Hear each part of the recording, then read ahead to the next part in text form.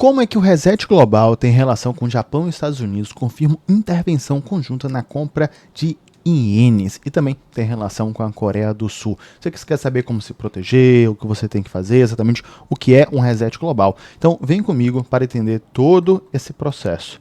Tudo isso tem relação, por incrível que pareça, começa com uma empresa CK, que foi listada nos Estados Unidos. Fala, Osmar, mas essa notícia é uma notícia extremamente positiva, porque tem demanda de 7 vezes maior do que a oferta. Estamos falando, olha para mim, do maior IPO de uma empresa estrangeira na Bolsa de Valores americana. Por um lado, parece algo muito bom, né? Mas teve uma coisa que aconteceu alguns dias depois. E aí que a história começa a ficar um pouco mais interessante. Aliás, aqui eu estou trazendo as principais notícias da semana. Você vai ficar atualizado sobre tudo. Reinvest News, Reinvista, com um vídeo só. Vou atualizar em todos os parâmetros, até da bolsa, não se preocupe. O que aconteceu foi o seguinte: em 48 horas, período no qual duas das maiores fabricantes de chips de inteligência artificial do país registraram um aumento de lucro operacionais exorbitantes. Olha a empresa aqui, a SK, e a Samsung também. Que interessante, né? Bem interessante. Isso aqui, o índice KOSPI da Bolsa de Seul despencou 16%, acumulando quase que 40% de baixo desde junho. Então, por um lado, tem uma empresa que acaba de ser listada na Bolsa de Valores dos Estados Unidos, o maior IPO da história de uma empresa estrangeira. Por outro lado, essa empresa, ainda no mesmo lado, aliás, essa empresa apresentou excelentes resultados financeiros. Você olha o documento, você sabe analisar, ok, e fala, tá tudo bem aqui. Tá tudo muito bem. A Samsung também está nesse meio do caminho, só que o índice acaba despencando, as empresas acabam se desvalorizando quando elas acabam de soltar notícias muito positivas. O que aconteceu de verdade? Quando você percebe, China mira monopólio da Holanda com máquinas mais complexas do mundo. Vamos dizer que existe uma tecnologia chamada litografia, que a Holanda, tem uma empresa na Holanda que domina essa tecnologia. Olha que história, a Holanda sempre em todos os lugares. Chega a China e fala, eu vou produzir uma máquina dessa. E anuncia que já está quase que pronta, ou já está pronta, ou já teremos no final do ano 7, 8 máquinas. O mercado dessa empresa, na Bolsa de Valores, cai uns 8%. Ela tem como cliente a própria Samsung, a própria SK. Essas empresas acabam se desvalorizando, porque é normal quando a empresa dentro do mercado de IA, produção de chips, estamos falando da infraestrutura do mercado de IA também, de tecnologia de forma geral, estamos passando por isso desde o Covid. Nesse momento, a bolsa aqui da Coreia do Sul também cai. Só que a Bolsa de Valores, ela acabou caindo um pouco mais do que o esperado. Porque no momento que essas empresas como a SK e Samsung caem um pouco, no mercado da Coreia do Sul, tinha alguns ETFs. Esses ETFs estavam alavancados. O que é alavancado, Osmar, não se preocupe. Pense o seguinte, você tem R$100 para poder investir numa empresa, mas você quer investir um pouco mais, só que você não tem esse dinheiro, você pega emprestado. Alavancar nada mais é do que pegar emprestado. Portanto, imagine que você alavancou 2 vezes. Você irá ganhar 2 vezes caso a bolsa acabe subindo. Se a bolsa subiu 10%, você irá ganhar 20%. Só que ao contrário também é válido. Você pode cair 2 vezes. Então, se caiu 10%, você pode acabar caindo 20%. O seu resultado financeiro será de menos 20%. E assim por diante. Só que quando a bolsa, então, cai 5%, no final das contas, você acabou perdendo 10. Só que se você alavancou 10 vezes, que isso não é incomum, você acabou perdendo 50%. 50%. E essas empresas acabaram gerando um efeito dominó. Porque esse índice que eu mostrei para você, olha aqui para mim o índice, olha o índice, vou mostrar de novo para você. Esse índice KOSPI da Bolsa de Valores de Seul, Coreia do Sul, esse índice, basicamente, a maior porcentagem dele acabou englobando essas duas empresas. Ou seja, quando a Samsung cai, também acaba caindo, por exemplo, a SK e vice-versa. Mais ou menos, claro. Só que quando elas duas caem, o índice acaba caindo. Quando o índice acaba caindo, elas acabam caindo. E como existem ETFs alavancados, as pessoas começam a ser liquidadas, porque elas têm garantias. Para que eu possa perder 100%, ou seja, eu alavanquei 10 vezes, caso eu possa perder o meu 100%, eu coloco uma garantia. Nesse momento que chega na minha garantia, pronto, eu sou liquidado, eu saio do mercado, eu coloquei uma garantia de 20 mil reais e acabou caindo em valor, em nominal, 20 mil reais. Eu perdi 20 mil reais, sim, você perdeu 20 mil reais. Esse é o grande perigo de você acabar se alavancando. A sua garantia foi liquidada e como a sua liquidada, a outra também acaba sendo liquidada, as ações têm que ser vendidas e existe um efeito bola de neve. Não sei se você sabe, existem 2 contas de CPF na Coreia do Sul por cidadão. 2 contas de CPF por cidadão. Eles chamam desses investidores formigas, que basicamente uma formiga não tem muito poder, mas quando várias formigas se juntam, elas conseguem movimentar o mercado. Bem interessante, só que esse mercado tanto pode ir para cima, como a bolsa da Coreia acabou subindo bastante recentemente, muito por causa de quê? Porque o índice da Coreia, da bolsa de valores, acabou subindo bastante, por causa de empresas como a Samsung e a SK. No entanto, quando você tem uma notícia ruim, por mais que os indicadores dele estejam bons, o que acontece? O mercado acaba caindo. Por quê? Porque existem muito ETFs alavancados. E isso acaba derrubando o mercado de uma hora para outra, tendo circuit break, ou seja, o mercado parou, igualmente tivemos no Covid. Osmar, o que é que isso tem relação com o reset global? Vamos olhar agora o Japão. Vamos olhar a situação no Japão. Antes eu quero observar que você leia aqui, ó. ETFs alavancados estouram a bolha de ações de IA na Coreia do Sul. Na Coreia do Sul, com queda de 16% em 2 dias. Eu te pergunto aqui, estamos vivendo uma bolha de IA?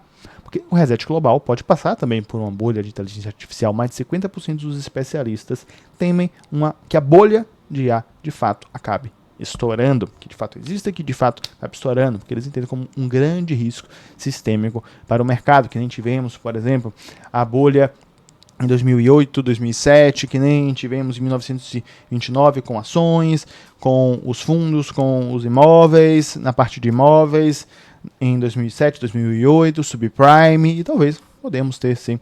Agora estarmos vivendo esse momento. Quero que você deixe aqui nos comentários. Você acha que estamos vivendo uma bolha de IA ou não? Mas deixe nos comentários mesmo. Diga o porquê.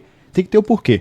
Não adianta falar, eu acho e ponto. Não, eu acho porque a Apple cresceu tantos por cento. Eu acho porque tal empresa não tem sentido nenhum. Eu acho porque essa SK, que fez o maior IPO da história na Bolsa Americana de uma empresa estrangeira, eu nem conheço, nunca ouvi falar. Pode ser também. Ela da parte de infraestrutura. Observe a NVIDIA, como acabou virando uma das 7 maravilhas do mundo na Bolsa dos Estados Unidos, que não vou comentar sobre isso. Se você, ao longo dessa aula, acabou já agregando algum ponto para você, você já sabe, meu nome é Osmar Tanajura, eu te peço para você curtir o vídeo e se inscrever no canal.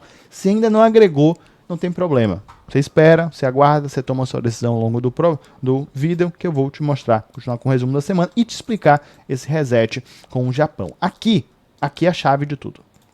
Aqui é a chave de tudo. Você deve ter ouvido falar algumas notícias. Problema no Japão. Eu estou ouvindo isso já tem uns 3, 4 anos, mas ele de fato está existindo. Não é um exagero, porque perceba na tela, Japão eleva juros a 1%, maior nível desde 1995.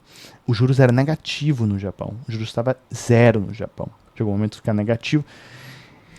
Osmar, eu acho que é um exagero, você vai falar para mim. E eu compreendo você achar.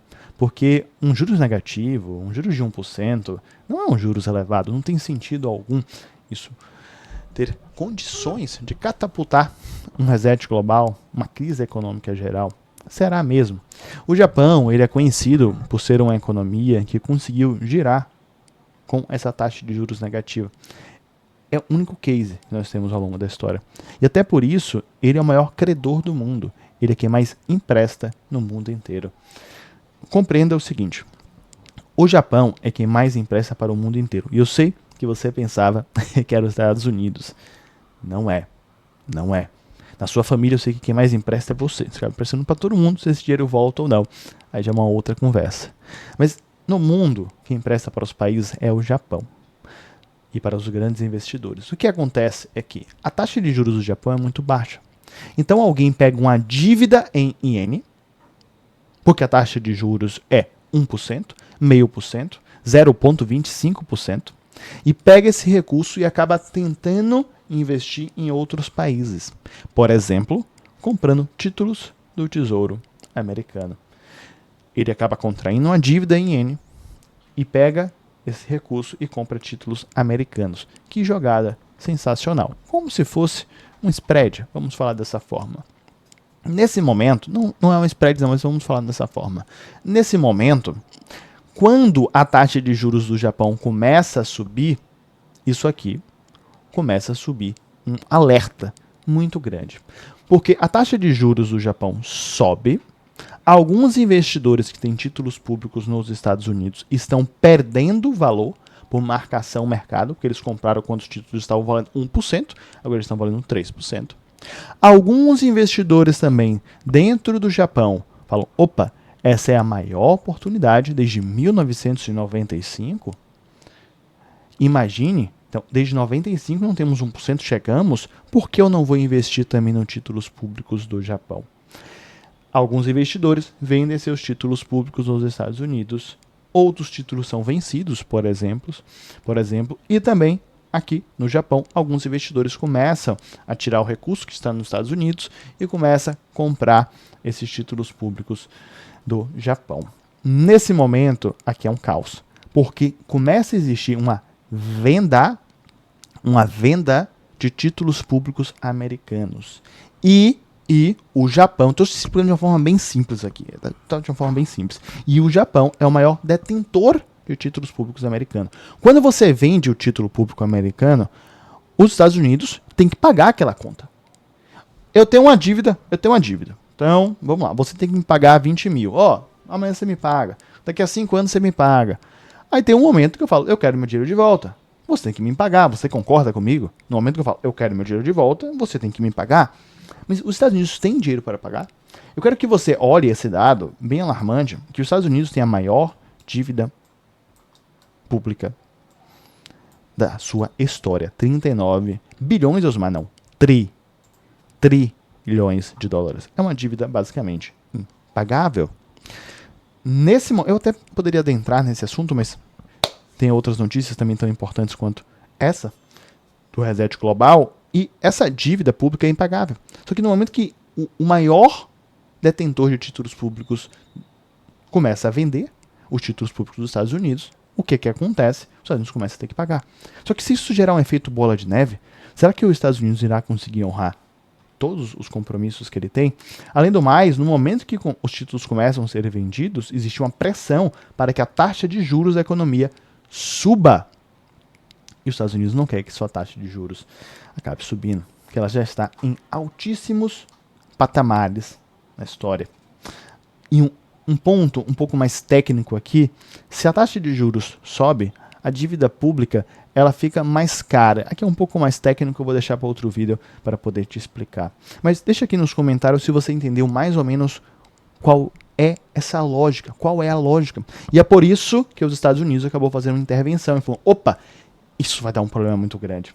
Então eu vou comprar ienes, porque no momento em que os títulos públicos americanos são vendidos, existe o iene retornando para casa, para o Japão. Se tem mais ienes, tem mais dinheiro na economia, o iene acaba se desvalorizando. Se você não controla essa desvalorização, existe um efeito bola de neve, mais pessoas vendendo e por aí em diante. Então os Estados Unidos compram para tentar controlar o iene e não ficar tão desvalorizado. Deixe nos comentários se você entendeu mais ou menos qual é a lógica por trás. As 7 magníficas perdem protagonismo em Wall Street. E aqui nós vinculamos de forma definitiva com um possível reset global. Essa notícia, ao mesmo tempo tranquiliza, ao mesmo tempo não. Então, essa notícia está dizendo o seguinte: as 7 magníficas, Apple, Tesla, Amazon, Nvidia, Google, Alphabet, por aí, essas empresas elas estão cada vez com uma menor expressão pensando no lucro. Ok, guarda essa informação. Só que eu já antecipo que não é tão bem assim. Elas só falam que tem uma menor, mas não significa que ainda elas não sejam muito representativas. O que acontece é que no mercado americano, igualmente na Coreia do Sul, temos poucas empresas que representam uma grande fatia do índice S&P 500. Então, na Coreia do Sul, tínhamos poucas empresas que representavam uma grande fatia do seu índice. Pronto. Quando do S&P 500, temos 7 empresas que representam 33% praticamente do índice. Se essas empresas caem, o mercado acaba caindo. Osmar, tem também alavancagem nos Estados Unidos? Se tem alavancagem nos Estados Unidos, você pode estar de brincadeira. O que mais tem alavancagem nos Estados Unidos? Obviamente é um outro mercado que irá tentar salvaguardar, irá tentar medidas com um maior poder de intervenção do que a Coreia do Sul, evidentemente, e o dólar tem muito mais força, evidentemente, tem vários outros detalhes, só que isso chama muito atenção. Estamos vendo na nossa cara termos pontuais problemas em relação a toda essa confusão, a toda essa pseudo-bolha, e em algum momento, se isso chegar nos Estados Unidos, sim, estaremos vendo um grande problema. Quando as pessoas falam de reset global, você tem que entender exatamente o que isso significa. Não significa que no dia 7 de outubro de 1900 e tal, as coisas irão acontecer. Não, um reset global acaba demorando 30 anos, 50 anos, décadas. Estamos vivendo algumas mudanças muito importantes.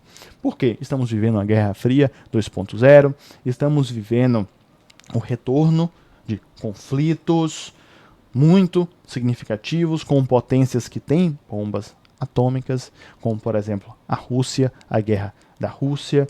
Nós estamos observando um conflito, uma guerra que parece que não acaba entre Estados Unidos e Irã. Estamos observando também conflitos micros, Taiwan, economias brigando entre si.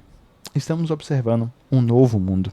E nesse novo mundo, a maior reserva do mundo já nem sequer mais são os títulos públicos americanos, e sim o dólar.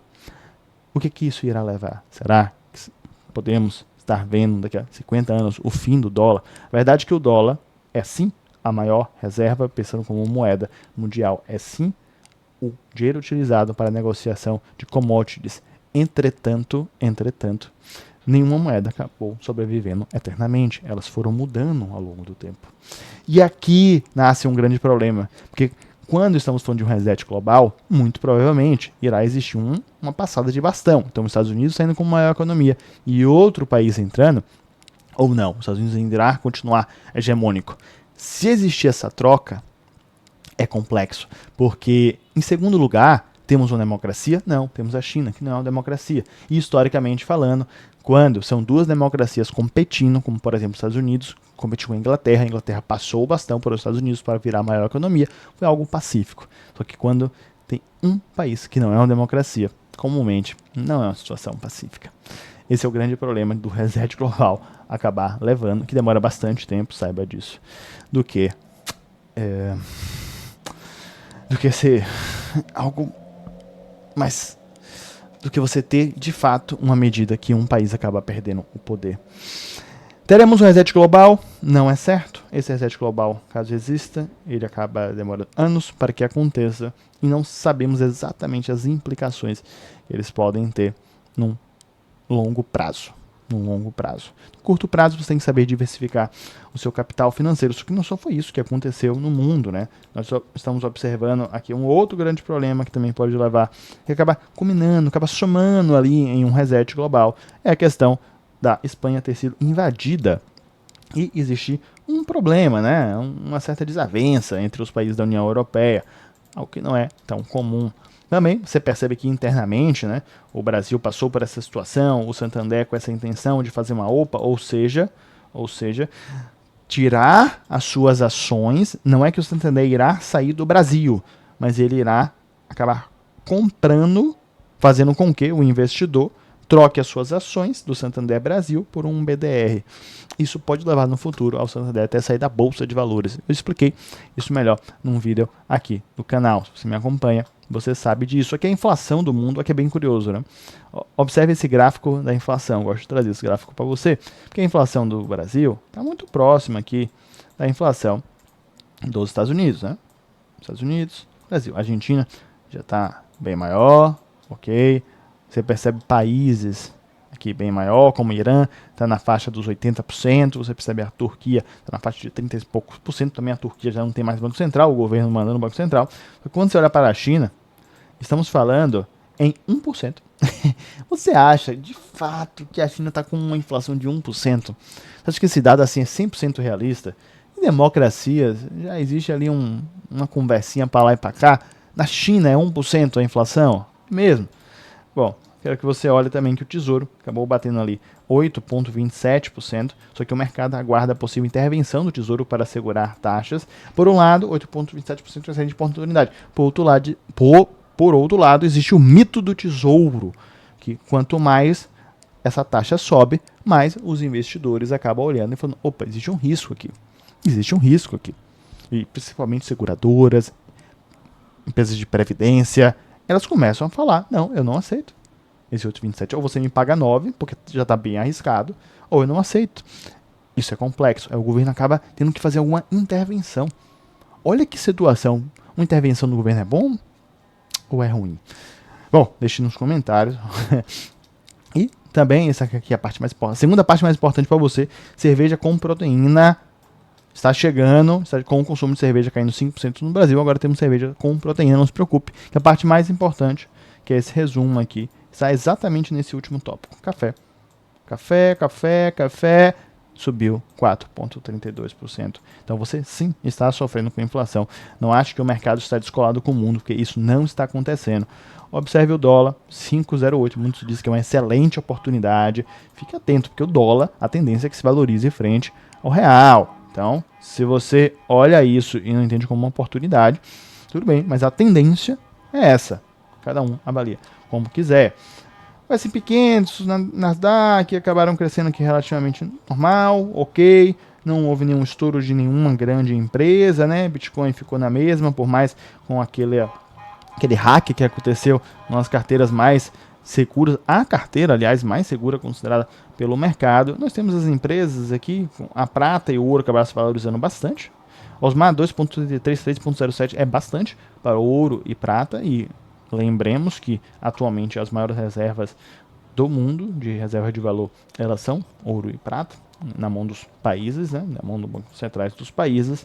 O café que eu nem vou falar porque é um desastre, você irá sofrer bastante.